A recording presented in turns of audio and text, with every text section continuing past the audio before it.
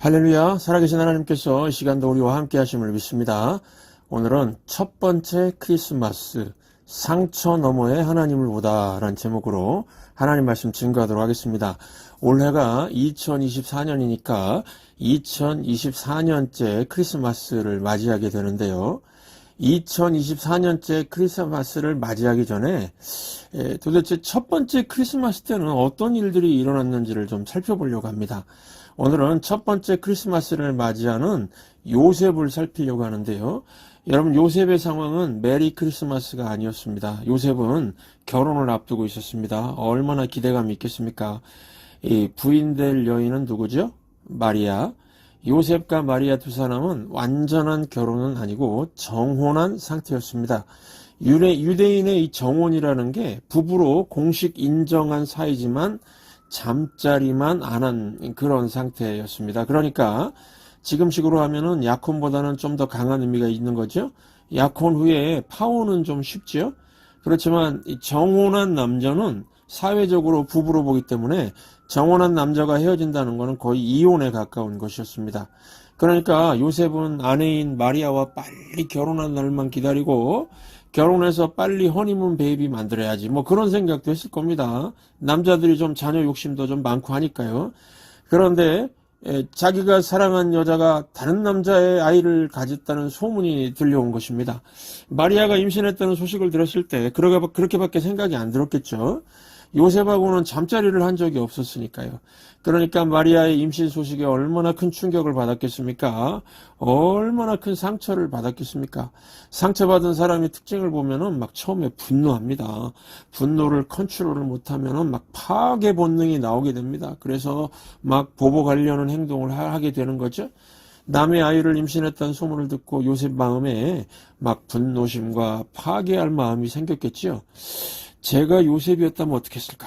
생각해봐도 막 충격과 분노와 상처 속에서 괴로워했을 것 같고요. 막 마리아를 찾아가서 배드걸 못된 여자라고 막 악담을 했을 것 같습니다. 그런데 이 큰 상처를 받은 요셉은 다르게 반응하는 것을 볼 수가 있습니다. 19절 함께 읽겠습니다. 그의 남편 요셉은 의로운 사람이라 그를 드러내지 아니하고 가만히 끊고자 하여. 여기 남편 요셉이라고 하죠. 근데 마리아와 부부지간이라는 거죠. 사회적으로 이미. 근데 잠자리만 아직 안 했었던 겁니다. 그런데 딴 남자의 아이를 임신했죠. 뭐 요셉 입장에서 요셉의 머리로는 이렇게밖에 생각이 안 들겠죠. 그러니 얼마나 큰 상처였고 충격이었겠습니까? 그런데 요셉은 상처받은 대로 막 행동하지 않았다는 것입니다. 요셉이 상처 속에서 어떻게 반응했습니까? 첫 번째, 요셉은 하나님 앞에서 행동을 했다는 것입니다. 요셉을 어떤 사람이라고 하냐면 의로운 사람이라. 의로운 사람이란 뜻은 믿는 사람이란 뜻입니다. 하나님 앞에서 살아가는 그런 사람이라는 뜻입니다. 요셉이 하나님 앞에 서 있으면 하나님은 어디에 서 계신다는 거죠? 요셉 뒤에 서 계신다는 거죠. 요셉이 앞에 있으니까요. 그러니까 머릿속에 그림이 그려지죠. 요셉이 하나님 앞에 서 있고 하나님은 요셉 뒤에 서서 뭐라고 말씀하시는가 하면은 요셉아, 너는 의로운 사람이다. 믿는 사람이다. 내 앞에서 행하는 사람이다. 이렇게 말씀하시는 거죠. 한마디로 요셉은 하나님이 인정하는 믿음 생활을 했던 사람이라는 겁니다. 창세기 17장 1절을 보시면은 창세기 1장부터 쭉 하나님, 창조주 하나님이 하시는 일이 언급되다가 여기 창세기 17장 1절에 하나님이 처음으로 스스로를 소개하시는 장면이 나옵니다. 창세기 17장 1절 함께 읽겠습니다. 아브라함이 99세 때에 여호와께서 아브라함에게 나타나서 그에게 이르시되 나는 전능한 하나님이라 너는 내 앞에서 행하여 완전하라. 하나님이 처음으로 스스로를 어떻게 소개했습니까? 나는 전능한 하나님이라. 이걸 히브리어로는 엘샤다이라고 합니다. 전능한 하나님. 이 전능하다가 이 충분하다는 뜻입니다. 충분하신 하나님. 우리는 다 부족하죠. 우리는 다 부족한 것이 있는데 하나님은 충분하신 분이라는 겁니다. 우리는 다 무능한데 하나님은 전능하신 분이라는 겁니다. 창세기 17장에 이 아브라함의 상황이 어떤 상황이었냐면요. 99세입니다. 부인 사라는 10살의 연하니까 89세입니다.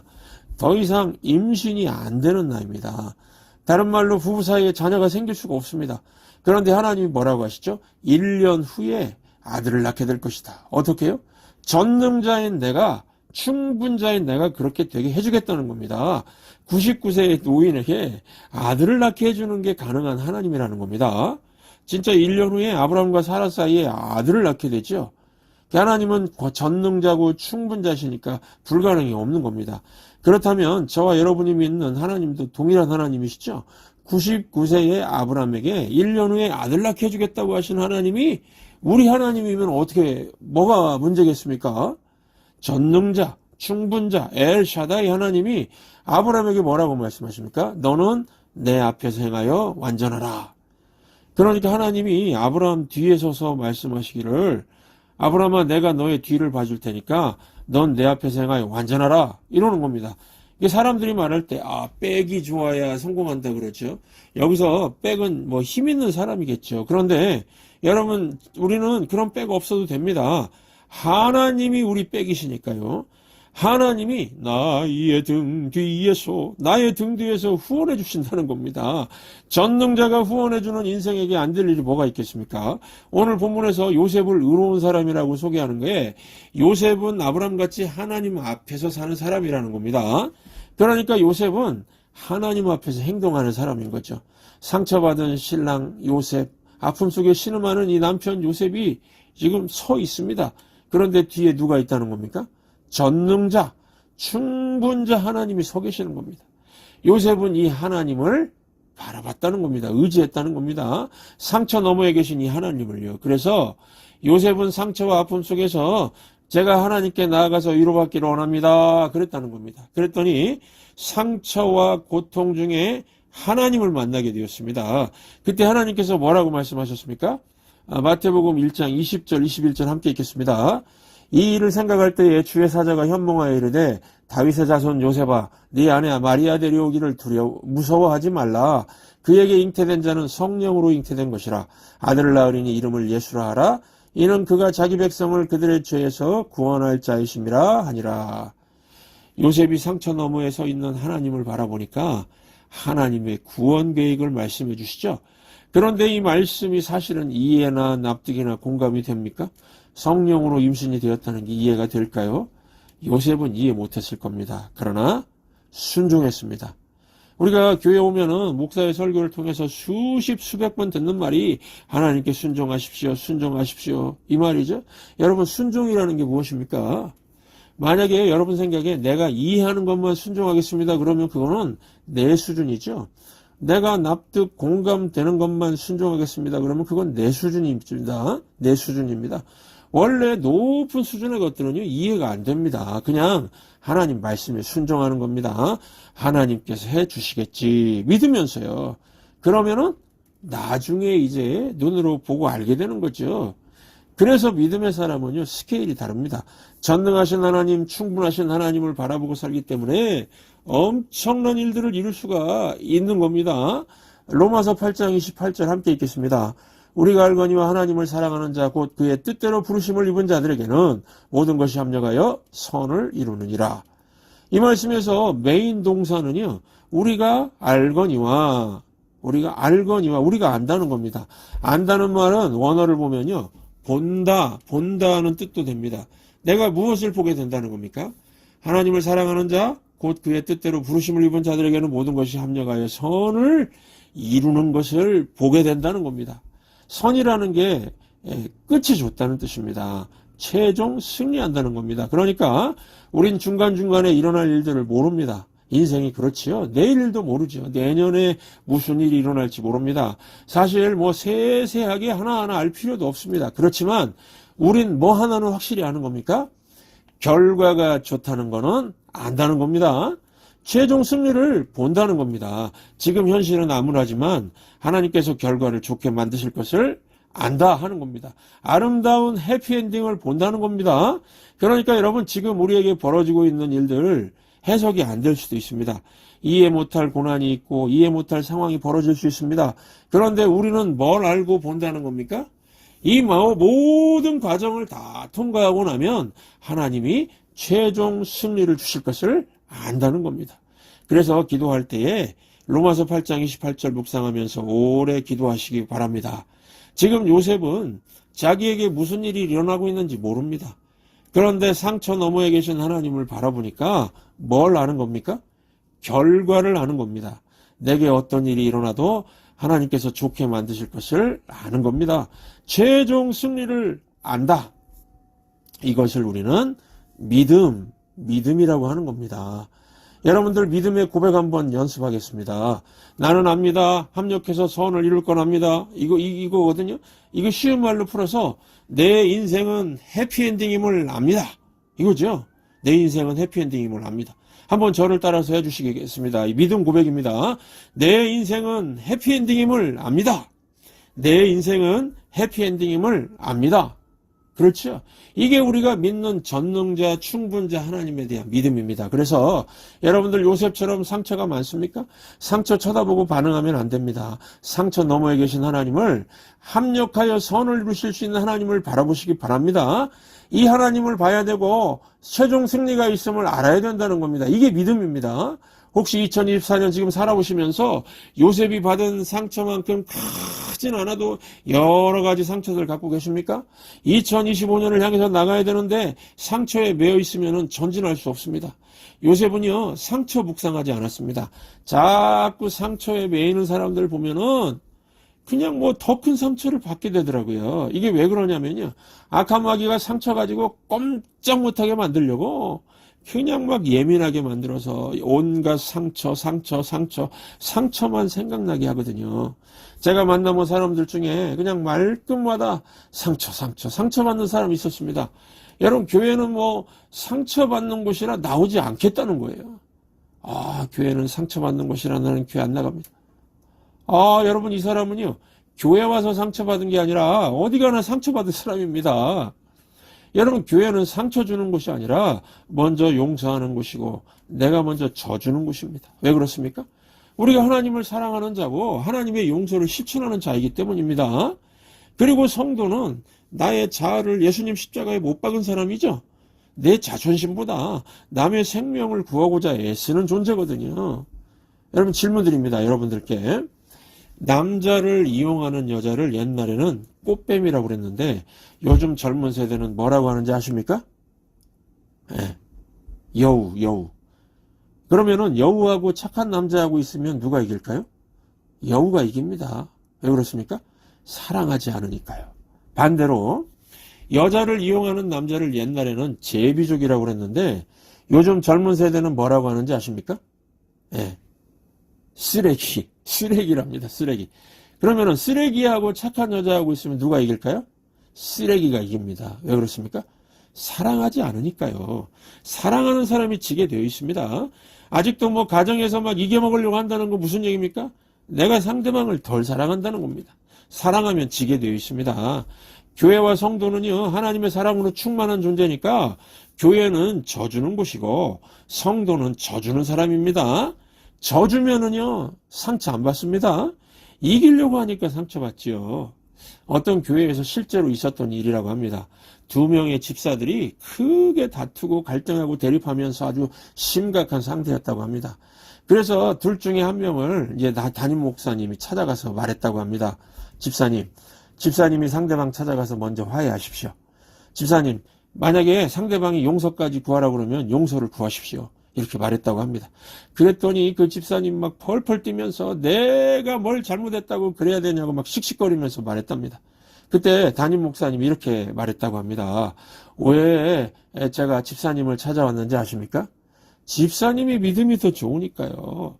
집사님이 예수님을 더 사랑하니까요. 왜 집사님을 찾아왔는가 하면은 내가 집사님을 더 기대했기 때문입니다. 이렇게 담임 목사님 얘기했답니다. 더 믿음 좋고 더 예수님 사랑하니까 집사님이 질 수 있을 것 같아서 찾아왔다는 겁니다. 맞는 말이죠. 더 믿음 좋고 더 예수님 사랑하니까 상처 극복할 수 있는 거죠. 가정에서도 마찬가지입니다.